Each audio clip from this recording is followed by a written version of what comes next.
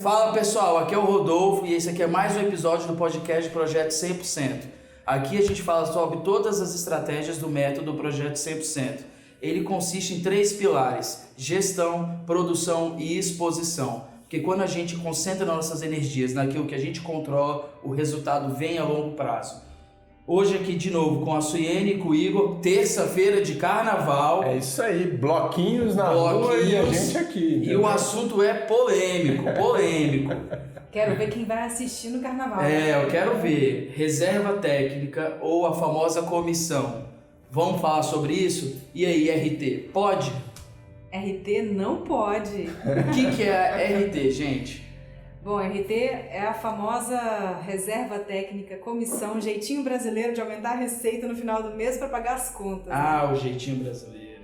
Então, não pode, gente, não pode. O que acontece? A gente recebe com muita frequência, inclusive, de fornecedores e até de alguns colaboradores, prestadores de serviço, essa informação, né? Um comunicado falando: olha, a gente trabalha com uma reserva técnica, que é um percentual que varia daí de fornecedor, né, de produto ou serviço, varia de 3% a 10% ou mais, depende, né, a gente já viu até valores muito maiores que isso, de um valor total da venda, seja do produto ou do serviço.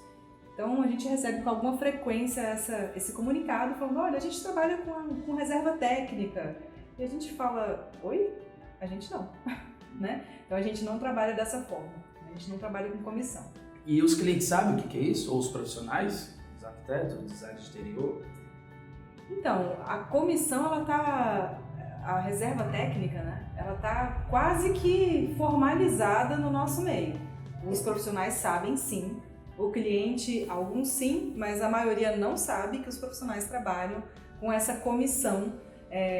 Ou seja, a gente não vê nenhum benefício nisso, né? Porque afinal de contas teoricamente você já cobrou pelo seu serviço e o seu serviço você deve ser pago por ele e não em cima do serviço de outra pessoa, de um terceiro ou de um produto. Afinal de contas, você especifica no seu projeto produtos que você acredita que sejam adequados para aquele projeto. E a sua receita em relação a isso termina aqui, né? Dentro do seu contrato e não em cima do contrato de outra pessoa. Entendi. Então, na verdade, assim, eu acho que é legal a gente mais ou menos fazer os paralelos, né? Ou seja, a RT, ela surge com esse nome, inclusive para confundir os clientes, ou seja, a sociedade de uma maneira geral. Porque a gente tinha até alguns anos atrás, nós éramos registrados no Conselho de Arquitetura e Engenharia, né? Que era o sistema CREA-CONFEA. E à época se tinha a ART, que era a Anotação de Responsabilidade Técnica. E aí surgiu então o nome de Reserva Técnica, que é a RT. Então as pessoas elas se confundiam, na verdade as pessoas não, né? Os nossos clientes e a sociedade como um todo, quando ouvia ART e RT, achavam que era a mesma coisa. E na verdade não é.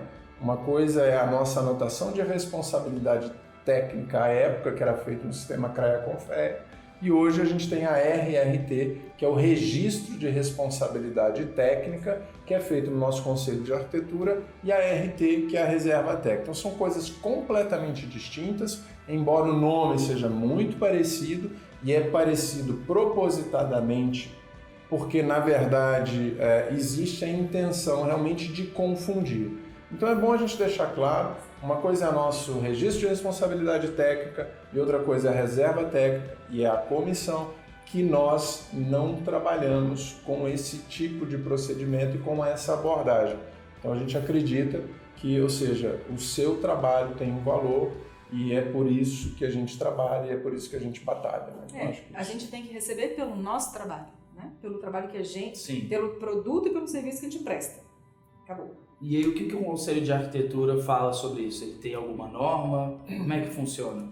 Eu acho que, enfim, eu inclusive já fui conselheiro do Conselho de Arquitetura e Urbanismo aqui do Distrito Federal. ajudei a criar o Conselho de Arquitetura e Urbanismo, na época eu era presidente do IAB, e aí fui para a Câmara de Arquitetura do CREA-CONFEA, para a gente criar o nosso conselho. Foi um trabalho muito difícil, mas hoje está aí, está funcionando, né? Ou seja, tem muito trabalho ainda por fazer, mas está funcionando relativamente bem. E na época eu trabalhava, inclusive, na comissão de ética, né? E a gente tem um código de éticas, ou seja, da nossa profissão, que veda todo e qualquer tipo, ou seja, de remuneração que extrapola aquela que foi contratualmente estabelecida entre você, profissional, e o seu cliente. Tudo que vem, ou seja, é adjacente, na verdade, não deve ser, de uma certa maneira, absorvido por nós profissionais. Eu não me lembro muito bem do artigo, etc. e tudo mais, mas está muito claro no Código de Ética. E, inclusive, a gente já tem algumas infrações, ou seja, que foram estabelecidas e penalidades que foram estabelecidas pelo Conselho de Arquitetura e Urbanismo, enfim, para essas pessoas, para profissionais que praticam, que utilizam essa prática no seu cotidiano, ou seja, na sua atuação no mercado. E onde que a gente vê isso acontecer assim, com maior frequência, né? Por exemplo, na especificação de materiais, de imobiliários, de equipamentos. Então, isso virou uma prática, entre aspas, normal, né? E o que acontece é que deixa-se, então, de se cobrar pelo seu produto com a garantia de que você vai ganhar através de um outro produto, né?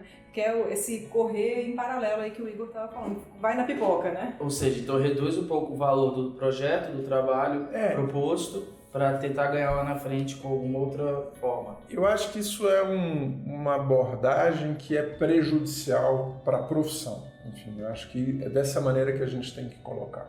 Porque a gente acaba, de uma certa forma, desvalorizando o nosso trabalho, desmerecendo a nossa atuação, em detrimento de uma prática que, no meu ponto de vista, poderia ser completamente eliminada. Não há por que você especificar um material sem que o teu propósito seja, de fato, a qualidade daquele material, sem nenhum interesse por trás desse tipo de especificação. E quando a gente utiliza, enfim, quando se pratica essa abordagem, você, na verdade, enfim, a gente sabe que tem profissionais que trabalham com esse sistema, e o que acontece? O valor de projeto, ele praticamente não é considerado quando se apresenta uma proposta para o cliente, né? E aí o que acontece é que esses profissionais vão ganhar muito e muito mais, ou seja, nessas comissões que são, de fato, fornecidas pelos lojistas. E na verdade, também, acho que a responsabilidade tem que ser compartilhada. Tanto os profissionais quanto os lojistas entraram nesse tipo de abordagem e hoje é um sistema que é praticado por grande parte dos profissionais, mas que, de alguma maneira, a gente pode, sim, ter uma postura mais correta, ética e alinhada com os princípios determinados pelo nosso Código de Ética. Perfeito. Eles até utilizam alguns termos, né, para tentar um pouco mascarar isso, né? Como acordo, enfim, participação, benefício, clube de benefícios, é meio complicado. E como é que vocês chegaram na conclusão sobre a RT? Foi simplesmente por conta do conselho ou teve uma situação de fato profissional e que falou isso não é legal, isso não vale a pena? Acho que as duas coisas, né? Eu vou pôr o dedo na ferida, acho que é berço, cara.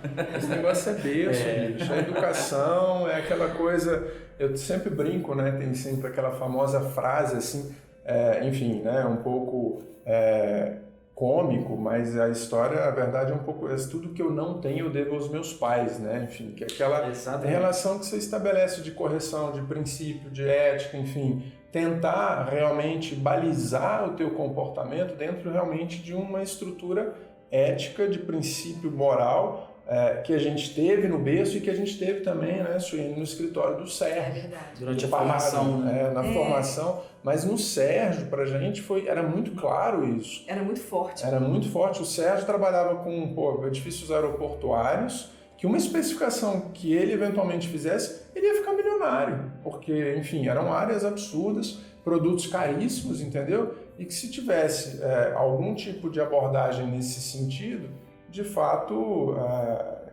toda talvez competência e, enfim, a própria relação profissional do Sérgio enquanto profissional seria de alguma maneira desviada, talvez, né? Desviada e, enfim, E olha, você sabe que prejudicada, né? eu me lembro de uma história super bacana dessa época lá com o Sérgio, que ajudou a construir a nossa ética profissional, né? Porque realmente, de fato, isso que o Igor falou é o que meu pai me ensina como princípio da coerência, de ou você é correto ou você não é correto em todas as situações, porque não existe aquele que é mais ou menos correto. Ah, não, eu sou correto nisso, mas nisso daqui não, né? Então não existe isso. Mas com o Sérgio ficou muito presente essa questão. Quando a gente estava fazendo o projeto e a construção da casa dele. Né? Por quê? Como o Igor falou, a gente desenvolvia projetos muito grandes. Então, se ele fosse pegar uma comissão de qualquer coisa, ia ser um valor altíssimo. Mobiliário, pisos, revestimento, enfim, qualquer coisa. E quando a gente foi fazer o projeto e a obra, né, dele, da casa dele, a gente especificou bancadas de Corian, que eram super caras, né? Então, e eu lembro disso, né, dessas conversas do escritório, a gente falando, puxa, mas é muito caro, bem que eles podiam te dar um desconto. Por quê? Porque ele já tinha feito muitos projetos, especificado no aeroporto, os balcões de check-in express, as bancadas eram todas em Corian, né? E aí a gente comentando, poxa, bem que ele podia te dar um desconto, porque a sua bancada é muito grande e tal, fica muito cara. Ele, eu não quero desconto, eu não quero benefício de ninguém. E aí eu falo, puxa, mas por quê? Só um descontinho, né? Ele, olha, eu não quero um desconto de ninguém. Por quê? Porque eu não quero ter rabo preso com ninguém. Não quer ficar amarrado, né? Porque se eu aceito um desconto e o negócio vem errado, eu não tenho como cobrar do cara que me deu o desconto. Por mais que ele já tenha especificado não sei quantos metros de tal coisa, sabe? Então isso era muito forte pra gente. Era, olha, isso aqui... Não sei se desconto, porque o desconto, acho que ele é benéfico, mas é um desconto que ultrapassa um limite... Exatamente. Plausível. É um limite que, enfim, é um limite profissional, exatamente. Que você sente que o cara não tá te comprando. Exatamente, isso aí. Né? Então, por exemplo, tem até outras situações da nossa vida profissional. Por exemplo, eu adoro chão de fábrica, adoro conhecer a fábrica. E várias empresas fazem viagens para a gente conhecer a fábrica. E eu vejo isso com uma importância e realmente um estreitamento da relação do profissional com o fornecedor muito grande. Por quê? Porque eu vou saber como é que funciona o sistema de produção dele. E se eu entendo o sistema de produção, eu consigo projetar melhor. Então, quando eu vou para uma viagem dessa, e não tem dessa de, eu não vou aceitar porque ele está me comprando. Não, é totalmente outra situação. Eu vejo como eu estou entendendo como funciona o produto dele, ele está me mostrando, aliás, ele está abrindo a porta da casa dele para me mostrar como que funciona o produto, para que eu consiga ser uma projetista melhor, né? E se eu acreditar naquele produto, eu vou especificar. Até porque você sabendo disso, você vai valorizar o produto dele, sabendo colocar... É uma estratégia dele, que é uma estratégia super bacana de marketing dele, beleza. Mas não é aquela coisa, olha... eu tô te dando uma graninha aqui porque você tá trazendo um projeto para mim. Isso não. Sim. E qual que foi a primeira vez, de fato, que ofereceram para vocês? Isso é... Vocês lembram? Puxar, assim, né? Eu não me lembro quando foi a primeira vez, porque isso acontece com tanta frequência desde sempre. Ou pelo menos um episódio marcante. Eu acho que tem um momento pra gente que aqui no escritório, inclusive, que provavelmente você deve se lembrar, que pra gente foi muito marcante, que é da forma como você colocou, né? Teve um determinado momento aqui no escritório que a gente tinha um colega que trabalhava com as questões administrativas, né? Ele era um estagiário, enfim, estava aprendendo. E aí, enfim, entraram em contato com ele e pediram os dados bancários, os meus dados bancários. Ele forneceu, enfim, eu inclusive não tinha conhecimento disso, ele forneceu. E aí eu estou circulando na rua, fazendo um serviço, indo numa obra, etc, tudo mais, e de repente eu vejo entrar no meu WhatsApp um comprovante de depósito de R$11 mil. Naquela ocasião já tem um tempo isso. E depois, mais adiante, na sequência, vem mais um outro de quase R$10 mil. Aí eu falei, da onde que é esse dinheiro, né? Dinheiro assim? Maravilha, né? Só que não, né? Enfim, que coisa estranha e tal. E aí eu recebi uma mensagem, comprovante, logo na sequência, falou, olha, esse é fruto da reserva técnica de uma especificação que você fez das esquadrias tais, tais e tais. Aí eu falei, putz. E aí gera uma confusão, uma complicação. Porque, primeiro, a gente não trabalha com esse sistema e o dinheiro caiu na minha conta. E eu, de alguma maneira, tenho que declarar esse imposto, etc. e tudo mais. Enfim, é um dinheiro que está entrando e eu preciso dizer de onde ele veio. Aí entrou essa grana, eu me lembro do valor, era em torno de R$21 mil, referente a um trabalho que nós estávamos fazendo de uma cliente específica. Eu falei, cara, a gente tem que dar um jeito de devolver isso, né? E a gente assim o fez, né? Eu peguei, chamei a cliente, conversei com ela, expliquei o processo. Ela, de fato, não conhecia que havia realmente essa prática de mercado. E aí nós fizemos um cheque e devolvemos a grana para ela. Enfim, dizemos, olha, a gente não trabalha dessa forma, isso caiu por acaso. Depois a gente entrou em contato com os fornecedores e a gente disse, olha, a gente não trabalha assim, etc. e tudo mais. Enfim, é um princípio que a gente defende. Eu não quero julgar ninguém, né? A gente não está aqui para julgar, a gente está aqui para expor as nossas razões pelas quais a gente não pratica. Acho que esse é talvez o mais importante dessa conversa que a gente esteja tendo.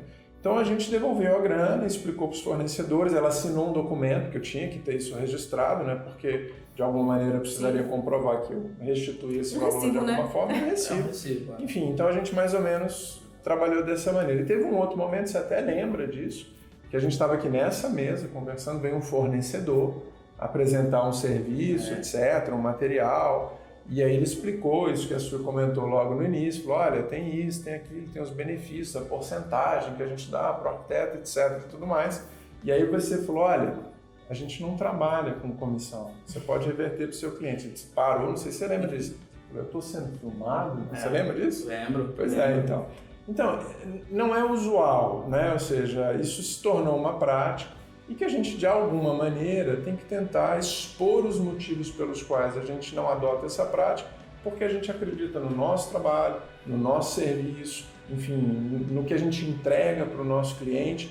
E depois, no meu ponto de vista, o grande problema que essa prática da RT estabelece é o conflito de interesses.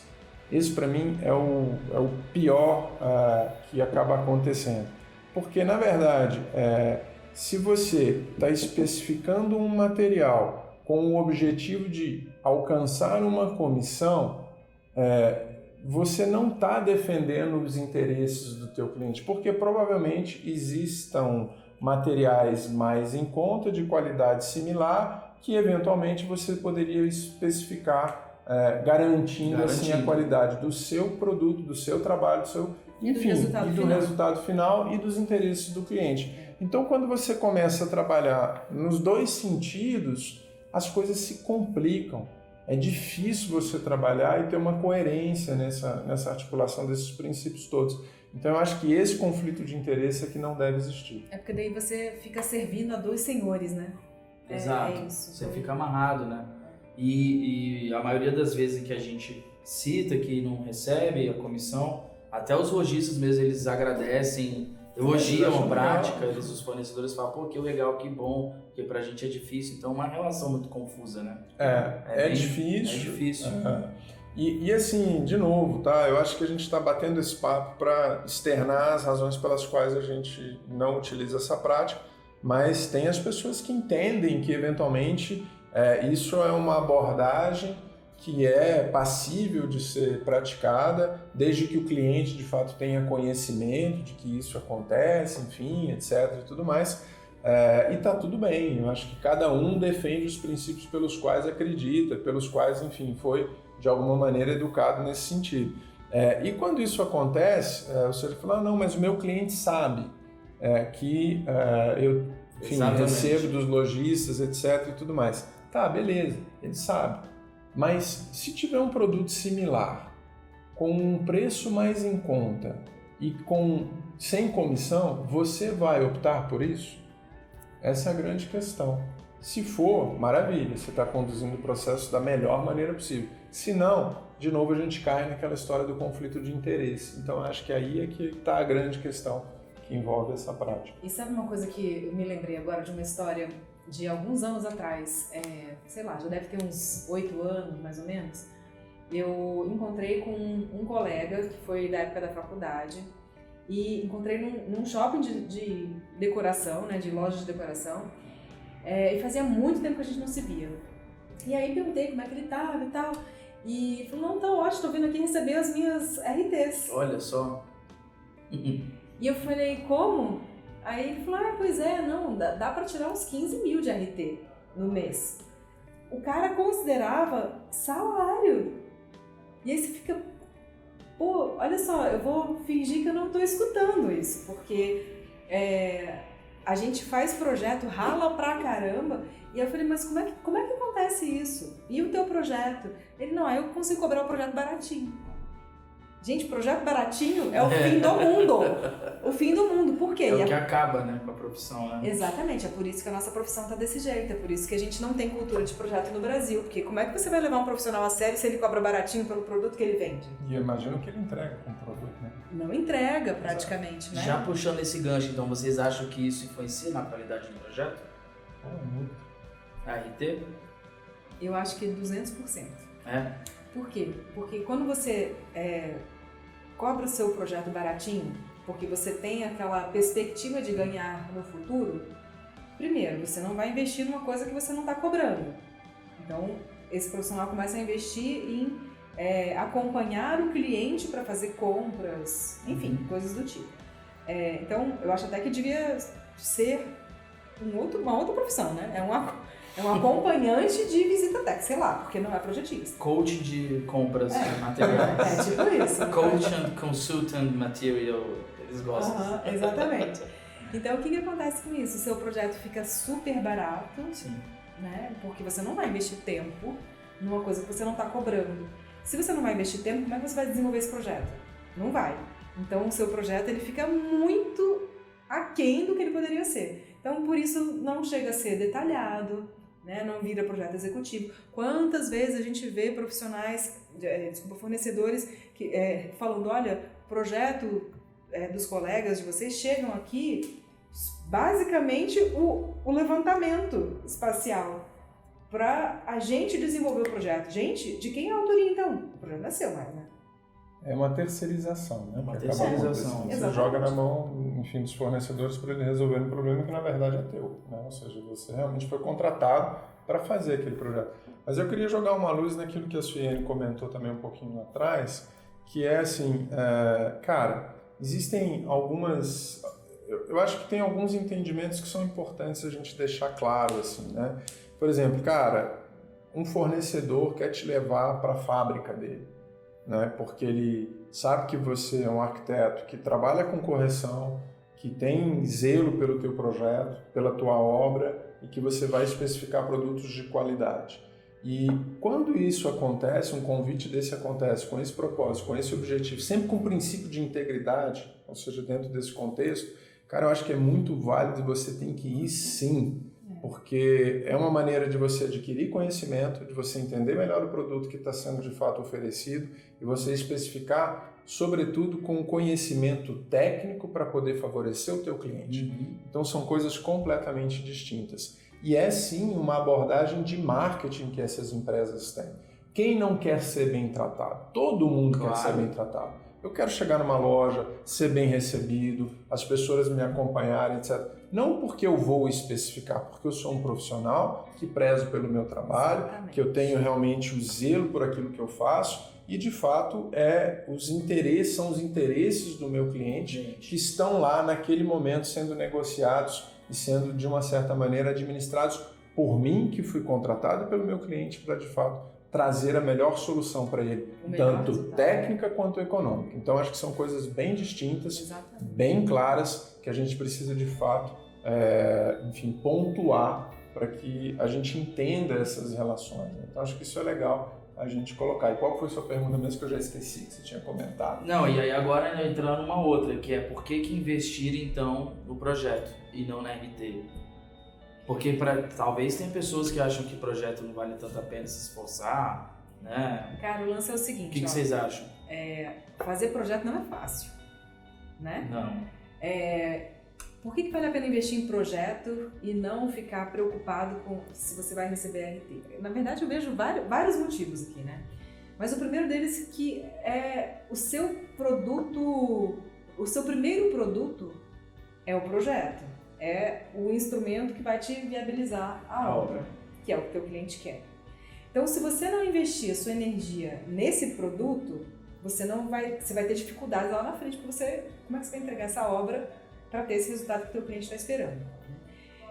Investir a sua energia numa coisa que não te pertence, que você não tem controle, vai dar chabu no final das contas. Por quê? Porque você vai depender de outras pessoas, de outras situações que não estão na sua mão para você conseguir ter esse controle. Então, aí, só isso para mim já é motivo suficiente.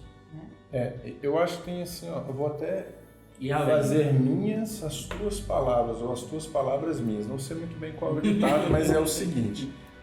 O que é o Projeto 100%?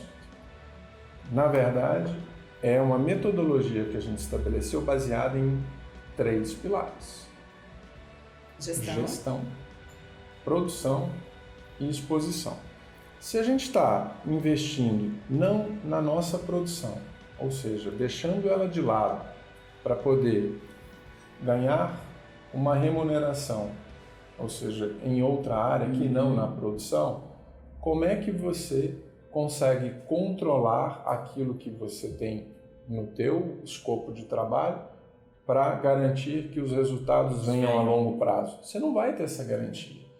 Porque quando você trabalha no seu projeto, você sabe o que você está fazendo. Você tem conhecimento técnico, você está especificando um produto que de fato tem qualidade, você está detalhando aqui, porque você está com um olhar lá na obra.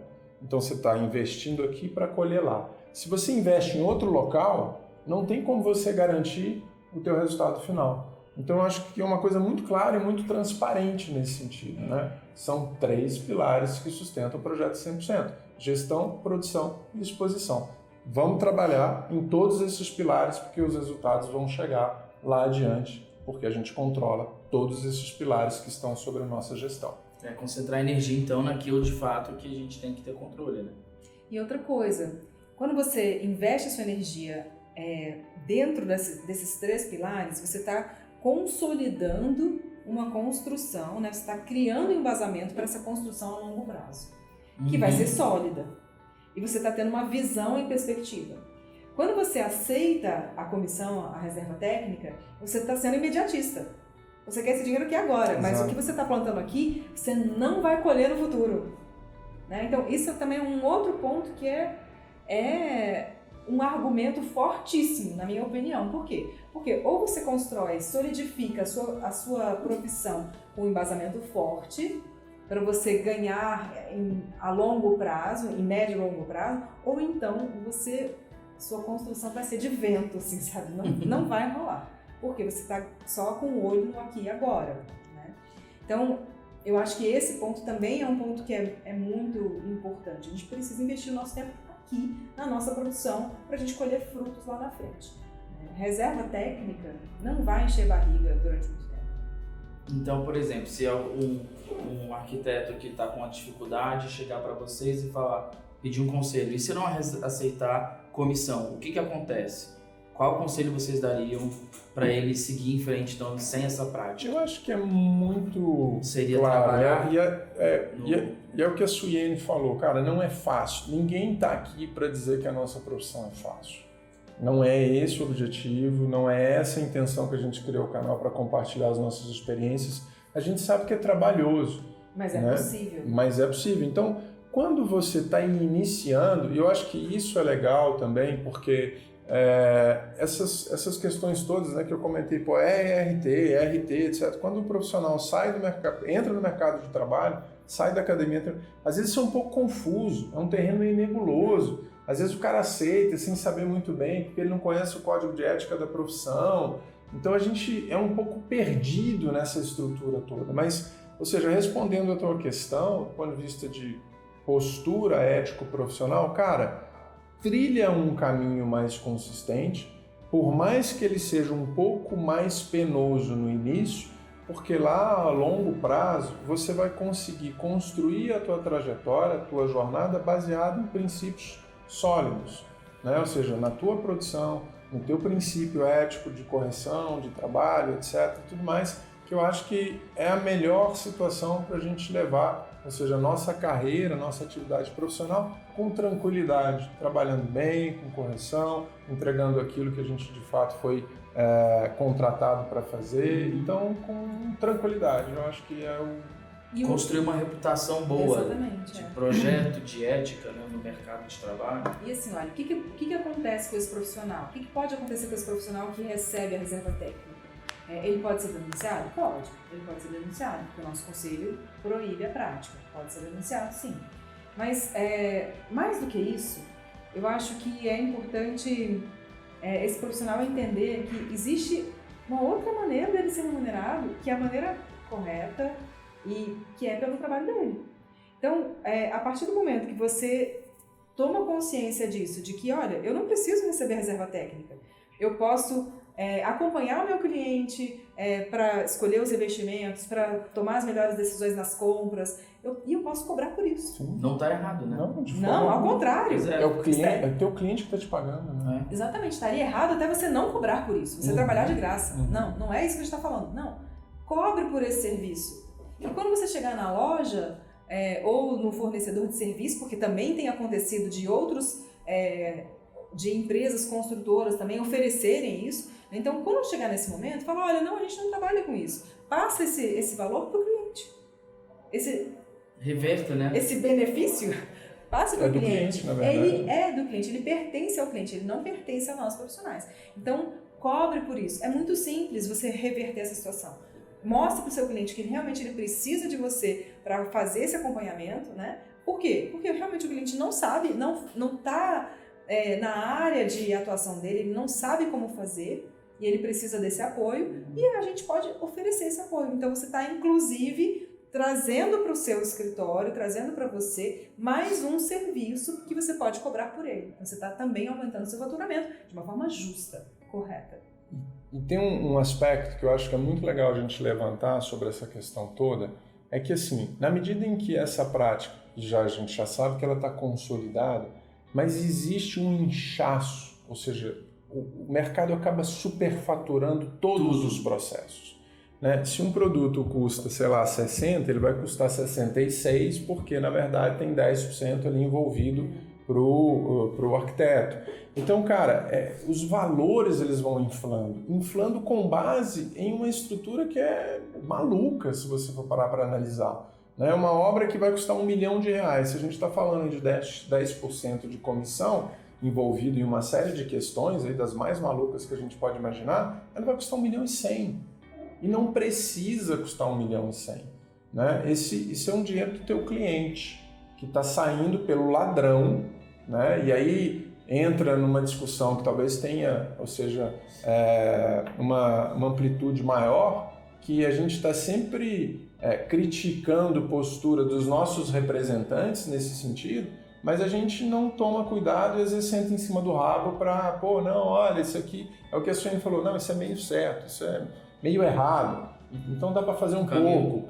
Cara, não dá, enfim, a gente tem que tentar de alguma maneira trabalhar com isso. Então, essa preocupação da gente trabalhar com correção é inclusive no sentido de fazer com que todos os valores envolvidos na construção civil não estejam superfaturados em virtude de práticas como essa. Então, né, porque a gente sabe, inclusive, que tem alguns executores que já fazem uma reserva porque o arquiteto, de alguma maneira, indicou aquele construtor. Então, é o que eu estou dizendo, a obra vai custar R$1,1 milhão, não vai custar R$1 milhão, vai custar R$1,1 milhão, porque houve uma indicação.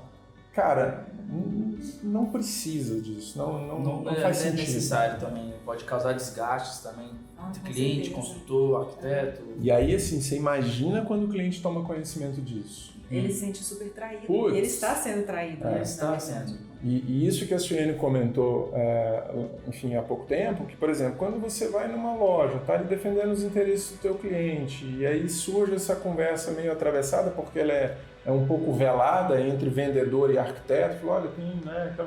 Aí você fala assim, na cara do teu cliente, não dá para o meu cliente.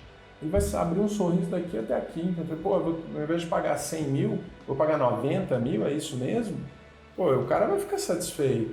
Ele tá ali porque ele confiou. De novo, a gente sempre fala que o nosso produto não é um projeto. Ele confiou em você para você viabilizar o sonho dele e você tá ali defendendo os interesses dele, junto dele. Então é legal a situação. Nessa situação, né, que o Igor está exemplificando, se você está numa loja, essa conversa é meio velada, ela é velada porque ela não é correta, né? Exatamente. Então é muito simples, é muito simples. E o que eu vejo de pior nisso tudo é você insistir nessa situação, você está desvalorizando a profissão como um todo e está desvalorizando, inclusive, o lado empresarial da nossa profissão. Porque, olha, se a gente não cobra comissão, não cobra reserva técnica, não trabalha desse jeito e a gente ainda paga imposto, o custo do nosso projeto, ele é maior. Não por causa da RT, mas por causa dos impostos que a gente paga, por causa do tanto de energia que desenvolver o nosso projeto realmente exige, porque a gente vai se empenhar mais no projeto, porque a gente precisa ter tudo especificado, porque a gente não tem o rabo preso com ninguém. Então, assim, ou seja, a gente vai realmente investir mais tempo, mais energia, mais equipe, mais tudo naquele projeto. Então, a gente precisa de mais tempo, a gente paga os impostos e a gente não cobra a reserva técnica. Então, pra gente, donos de escritórios de arquitetura, que são pessoas jurídicas, acabam sendo muito prejudicadas por causa de colegas que estão praticando esse sistema. Existe sempre, né, aquela máxima assim, que você é o resultado, ou seja, da média das 5 pessoas com as quais você tem o hábito de andar. Eu acho que isso vale, inclusive, respondendo. A gente vai buscando pela memória as perguntas que você fez, a gente vai resgatando algumas coisas que eu acho que são legais. Quando o cara sai da universidade, entra no mercado de trabalho, a gente sempre tem, digamos, uma referência na nossa profissão. Cara, sei lá, é o Paulo Mendes, é fulano de tal. E eu acho que a gente, tanto Suiene quanto eu, logo quando a gente saiu da universidade, a gente buscava se espelhar nas grandes figuras que de alguma maneira a gente admirava, né? Então, o fato de trabalhar com o Sérgio, o fato de, trabalhando com o Sérgio, eu ter tido a oportunidade de me envolver muito com o Instituto de Arquitetos do Brasil, de ter contato com vários outros profissionais, com o Lelé, enfim, de vivenciar ali naqueles espaços, o próprio Atos Vulcão já esteve lá, etc. Então são pessoas que a gente admirava e que idolatrava. E essas pessoas têm uma trajetória de correção que pra gente sempre foi muito clara. Pra gente se espelhar. Pra gente se espelhar. Então, se eram pessoas que a gente de alguma maneira se projetava nelas, né, a gente entendeu logo de início que essa era uma prática que na verdade não cabia no nosso trabalho. Então, acho que isso é uma coisa legal, né? Ou seja, a gente teve uma trajetória, um percurso que foi balizada e espelhada nesses profissionais com os quais a gente teve contato, né? Era o Elvin do Bugrá, né? Enfim, o próprio Haroldo Pinheiro, que foi presidente do nosso conselho, Gilson Paranhos, Paulo Henrique Paranhos, são pessoas com as quais a gente trabalhou durante muito tempo e que, de alguma forma, todas essas questões eram conversadas e discutidas e que a gente tinha um entendimento por parte deles que isso era uma prática que, lamentavelmente, acabava denegrindo a nossa profissão. E a gente vai assimilando isso e vai enraizando isso. Por mais que isso não esteja completamente claro no início, logo quando a gente sai, quando a gente se espelha naquelas grandes figuras, a gente vai absorvendo isso, né? Então depende muito do que você quer projetar para você no futuro. Qual que é o seu plano? Qual que é o seu plano? Quem você quer ser?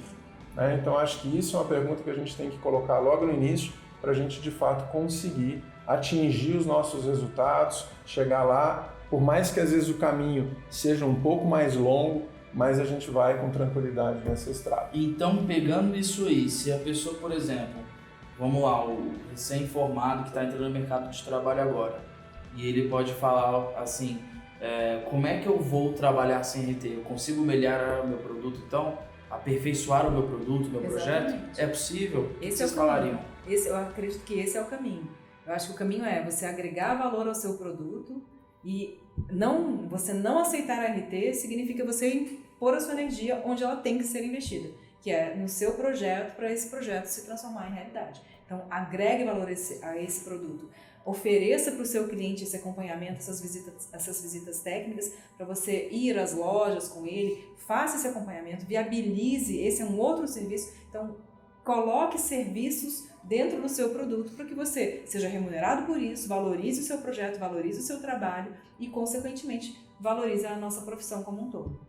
E se você, de alguma maneira, tem algum tipo de empatia com esses princípios que a gente está colocando aqui, faça o seguinte: colhem nas pessoas que, na verdade, não praticam, né? Ou seja, esse tipo de abordagem.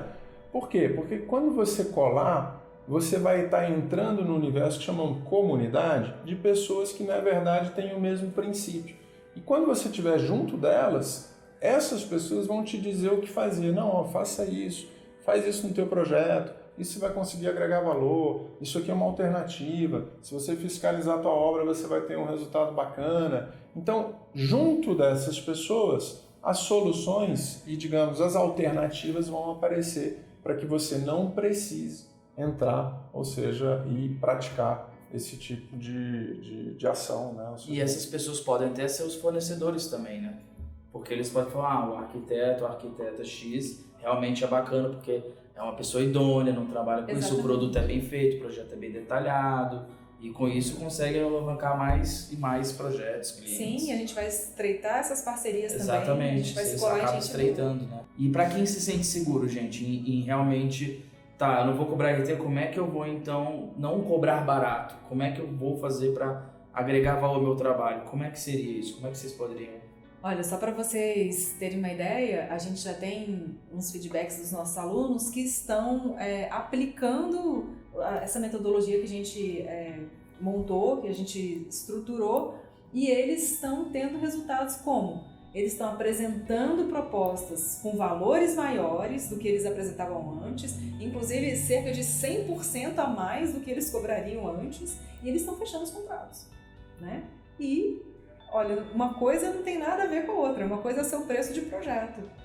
Exato. E eles estão fechando esses contratos. Né? Então estão agregando valor ao serviço deles, estão entendendo o que eles estão entregando, qual que é o produto que eles estão entregando, e com isso eles conseguem fazer muito mais conversão de propostas em contratos. Eu acho que é um tema polêmico, ainda vai dar margem para a gente conversar mais, acho que é até legal, enfim, de repente as pessoas que acompanharam, enfim, colocarem lá suas opiniões, né, enfim, para a gente poder aferir e eventualmente até, se sugerido pela galera que acompanha a gente voltar no tema, enfim, alguma dúvida e tal, acho que isso é sempre legal. Né? Deixe seu comentário. Não dá para exaurir em, sei lá, meia hora, 40 minutos de conversa, porque esse é tema para... Com certeza. Deixe os comentários de vocês, né? As dúvidas, as perguntas, como que a gente faz para a gente não praticar esse sistema aí, para que o jeitinho brasileiro seja um jeitinho de outras coisas, um jeitinho alegre, feliz, mas que no carnaval, né? No bloquinho, né? Gente, então é isso. Esse foi mais um episódio do podcast Projeto 100%. A gente se vê na próxima semana. Tchau, tchau. Até lá. Bom carnaval. Tchau, até mais.